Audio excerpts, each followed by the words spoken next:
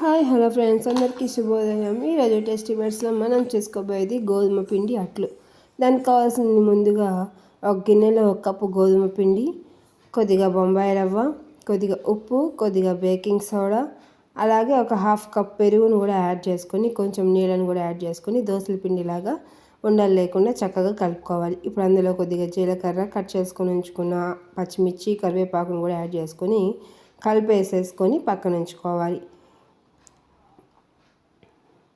మూత పెట్టేసి ఒక 15 మినిట్స్ రెస్ట్ ఇచ్చేద్దాం. చూడండి, 15 మినిట్స్ తర్వాత చూస్తే ఇట్లా ఉంది. ఇప్పుడు మనం దోశలను అయితే వేసేసుకుందాం.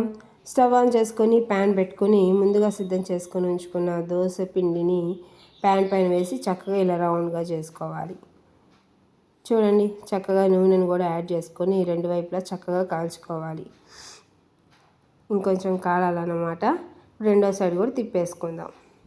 చూడండి, ఎంతో టేస్టీ అయిన గోధుమ పిండి అట్లయితే రెడీ అయిపోయినాయి.